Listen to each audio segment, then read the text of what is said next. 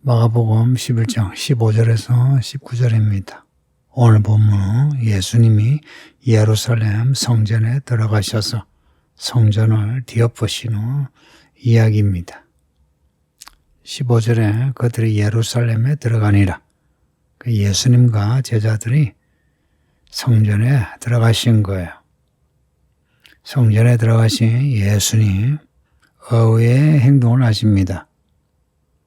성전 제사하기 위해서 제물을 바꾸고 돈을 바꾸는 시장이 형성되어 있어요.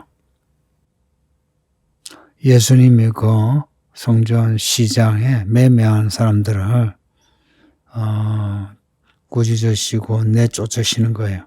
그리고 돈 바꾸는 사람들의 그 책상, 비둘기 파는 사람들의 의자를 둘러 엎으시는 겁니다. 성전 안에 사람들에 대해 또 성전 안에 기물을 엎으신 겁니다. 전날에 11절 보면 예수님이 성전을 둘러보셨다는 말씀이 나와요. 근데 그때는 가만히 계셨다가 오늘 이 본문에서 성전을 뒤엎으신 겁니다. 11절 보면 예수께서 성전에 들어가서 모든 것을 둘러보시고 성전 안의 내용을 보시고 예수님이 성전을 뒤엎기로 작정하신 겁니다. 성전이신 예수님의 몸이거든요. 하나님의 아들이에요. 성전의 주인이시고 해서 성전을 둘러보시고 성전이 더 이상 성전의 역할을 하지 못한다. 성전의 모습을 잃어버렸다. 라고 여기신 겁니다. 그래서 그 예루살렘 성전에 들어가셔서 둘러보시고 그 다음 이야기, 무화과나무 이야기 나옵니다. 무화과나무 때가 아직 이르름에도 열매가 없다고 무화과나무를 저주하여 말라 죽게 하신 겁니다. 이거는 11절에 성전에 들어가시고 15절에 성전에 들어가시고 그 사이에 무화과나무 이야기 나오는 거는 무화과나무가 성전과 함께 매치되는 겁니다. 성전에 예수님이 필요한 열매가 없습니다. 무화과나무를 말라 죽게 하신 것은 성전을 없애시는 하나님의 저주입니다. 성전의 사람들 그리고 성전의 돈, 재물들까지도. 이거는 성전에 대한 예수님의 사랑이요 열심입니다. 참다 이렇게 뒤집어 보신 겁니다. 12절에 예수님이 베다니에서 나오셨을 때에 시장하셨다 하죠. 그 시장하시다 하는 그 모습과 성전에 대한 예수님의 그 열심이 이렇게 매치가 됩니다. 성전은 이제 더 이상 하나님의 성전이 아니고 사람들의 성전이 된 겁니다. 그래서 성전보다 중요하게 여겨지는 게 성전 시장입니다. 그 성전 시장은 제사장 레위인 그리고 헤롯 빌라도 그리고 예루살렘의 유력자들과 정치적으로 경제적으로 결탁이 되어 있습니다. 그래서 성전은 더 이상 하나님의 성전이 아니고 유대의 사회 정치적 공간이 되어버렸어요.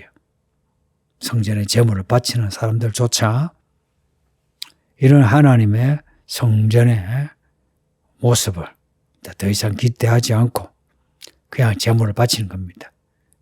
종교적인 행위가 된 겁니다. 그래서 이사야 1장 말씀에 제물은 바치나 마당만 밟고 간다. 그 말씀은 예수님 때에 예루살렘 성전을 일컫는 말씀이기도 합니다. 성전을 뒤엎으시면서 예수님이 하신 말씀 17절에 있는데요. 내 집은 만민의 기도하는 집이라. 이사야 56장 7절의 말씀인데 이사야 56장 7절 말씀을 제가 읽어드리면 내가 그를 나의 성산으로 인도하여 기도하는 내 집에서 그들을 기뻐할 것이며 그들의 번제와 희생은 나의 단에서 기꺼이 받게 되리니 이는 내 집은 만민의 기도하는 집이라 일컬음이 될 것임이라. 성전의 열매는 만민이 기도하는 집이 되는 거예요. 만민이 기도하는 집. 성전은 하나님께 제물을 바치는 곳이죠. 하나님께 바치는 번제물, 희생제물, 그 죄다 그냥 제물만 바치는 게 아니라 기도로 바치는 겁니다. 모든 제사는 기도로 바치는 거예요. 기도가 없는 제사는 그러니까 하나님이 받으시는 제사가 아닌 겁니다. 그 모든 제사는 기도로 이루어져야 해요. 하나님께 바쳐지는 헌금도 또한 하나님께 하는 봉사, 교회에서의 봉사는 모두 기도하는 마음으로 하는 겁니다. 이 교회가 기도하는 집이 아니면 무슨 집이 되겠습니까? 우리끼리 모이는 집이 되는 거죠.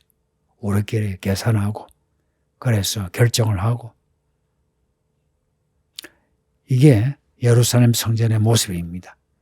말로는 하나님을 이야기하지만 실제로는 대제사장 서기관 레위 그리고 예루살렘의 유력자들 빌라도 헤롯 이 모든 정치적인 이권 그 사회의 헤게모니가 모여가지고 하나님의 모든 거룩함을 다 내어버린 겁니다.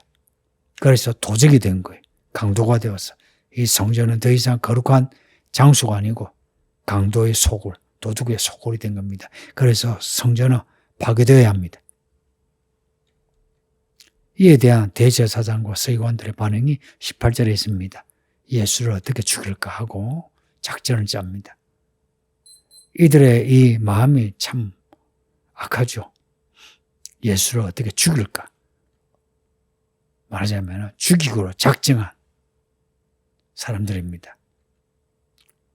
그럼에도 예수님을 바로 붙잡아 죽이지 못하는 이유, 사람들이 예수님의 말씀을 듣고 이야 진짜 말씀이 좋네, 메시아인가, 선지자네, 예수님을 이렇게 본 거예요. 사람들이 예수님을 이렇게 좋게 보자 사람들의 그 눈을 의식해서 예수님을 잡지 못한 겁니다. 사람들의 눈치 보는 대제사장과 서기관들, 이게 정상입니까? 대제사장과 서기관, 대제사장은 제사장 중에 제일 머리입니다. 서기관은 하나님의 말씀을 서고 읽고 가르친 사람입니다. 그러니까 하나님의 말씀대로 혹은 하나님의 눈치를 봐야 하는 사람들인데 하나님의 말씀을 놔두고 하나님의 뜻을 놔두고 사람들의 눈치를 보고서 이랬다 저랬다 합니다. 이들은 정상적인 사람들이 아닌 거예요. 그리고 이들의 모습하고 지금 교회 모습하고 뭐가 다릅니까?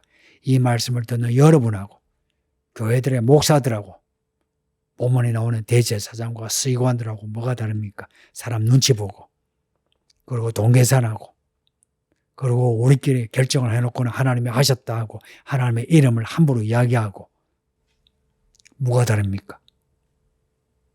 예수를 어떻게 잡아 죽일까 하고 작전을 짜는 것처럼 지금 사람들도 자기들의 생각과 맞지 않으면 그리고 자기들의 셈법과 맞지 않으면 이상하게 봅니다.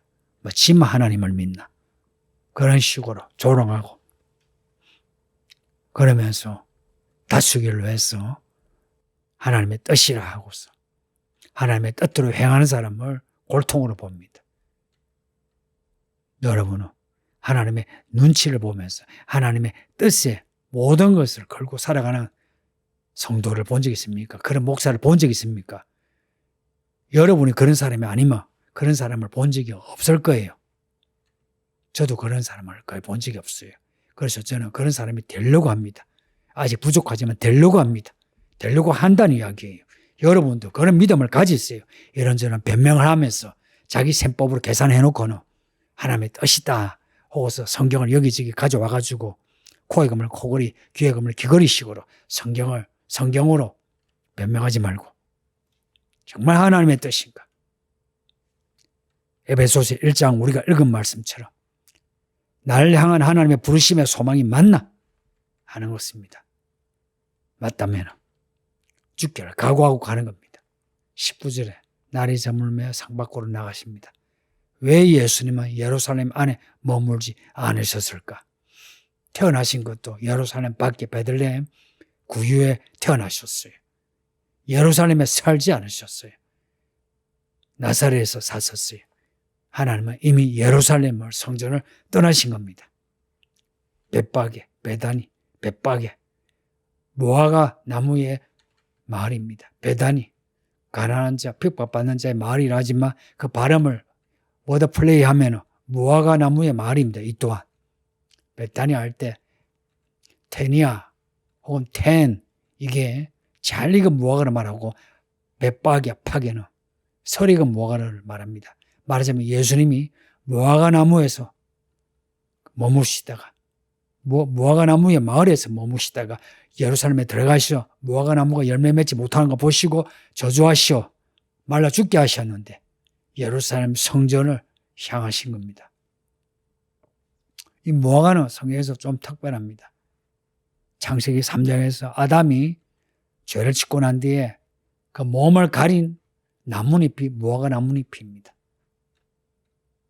가끔 사람들이 이스라엘의 국화 나무가 무화과라 이렇게 이야기하는데 그렇지는 않고요. 그 국화는 올리브입니다. 올리브. 무화과는 포도나무와 함께 풍성한 과일을 상징합니다. 그래서 구약과 신약에 특히나 구약에서 포도나무와 무화과가 같이 언급됩니다. 예를 들어서 솔로몬 때에 이스라엘이 잘 살았다는 그러한 상징으로 포도나무와 무화과나무가 많았다 합니다. 그리고 요한복음에 보면은 포도나무 열매 맺는 이야기 나오죠.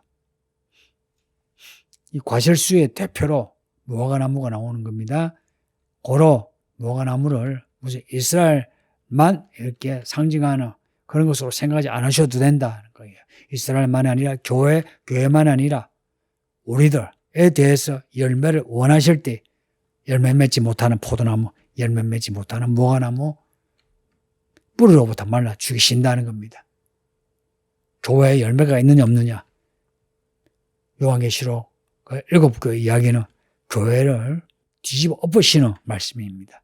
그렇게 말씀하실 때 우리가 받아들이고 우리의 문제를 해결해 나가야죠. 근데 그렇게 뒤엎으시는데 그런 예수님을 두고 죽이려고 대제사장과 서기관이 예수님을 죽이려고 한 것처럼 그렇게 말하는 사람을 미워하고 쳐내려고 하면 안 됩니다.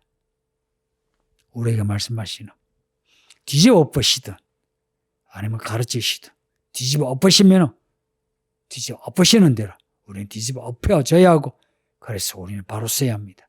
그리고 말씀을 가르치면 우리의 잘못을 인정하고 회개하고 새로워져야 합니다. 기도합니다. 아버지 하나님 감사합니다. 우리 예수님의 성전을 뒤엎으신 것처럼 지금 교회를 뒤엎으시는 줄 압니다. 믿음을 주소서. 서울기는 교회는 예수님이 보시고 기뻐하시는 교회, 우리 성도들은 다 열매 맺는 성도들이 다 되게 하소서. 사람들의 모임, 강도의 소굴, 도둑의 소굴이 되지 않도록 우리 모두가 거룩한 하나님의 종되게 하소서. 이런저런 변명하면서 우리들의 욕과 욕망을 덧칠하지 않게 하소서. 예수님의 이름으로 기도합니다. 아멘.